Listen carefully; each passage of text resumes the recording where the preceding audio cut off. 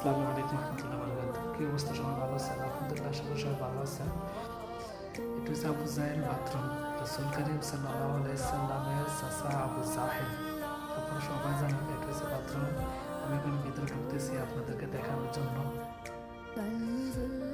আবু জাহেল আপন চাচা কতটা কষ্ট দিয়েছে রাসূল সাল্লাল্লাহু। এখানে মহিলাদের আছে, পুরুষেরা আছে, ভাগ করা।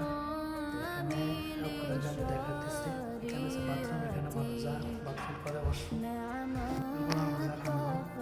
বাথরুম। এখানে গোসল করার জায়গা আছে, ওযুখানা আছে, বিপাশালায় পানি খাওয়ার জায়গাও আছে। আবু জাহেল বাথরুম সাফা মারার সাথে আমি দেখানোর জন্য এই ভিডিওটা আমি করলাম। বিশাল বড় আবু জাহেল বাথরুম আপনারা দেখতেছেন। আমি দেখাইতেছি, আমি বাইরের সাইড দেখাইতেছি আপনাদেরকে, বাইরের সাইড আপনারা দেখতেছেন। ইনশাআল্লাহ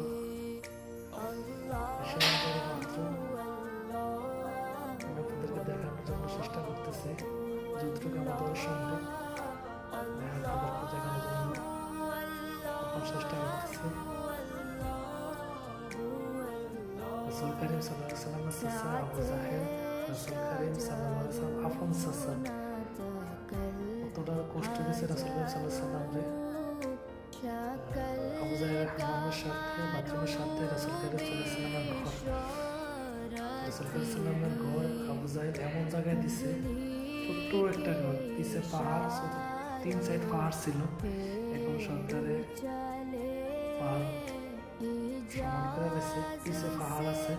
ইনশাআল্লাহ আমি আবু জাহেল হামাম দেখানোর পর ইনশাআল্লাহ অন্য ভিডিওতে রাসূল করিম সাল্লাল্লাহু আলাইহি ওয়াসাল্লামের ঘর আপনাদেরকে দেখানোর জন্য চেষ্টা করব ইনশাআল্লাহ। সাফা মারার সাথে আবু জাহেল হামাম বাথরুম আপনারা ইনশাআল্লাহ দেখার তৌফিক দেওয়া সবাইকে হজ উমরা করার জন্য।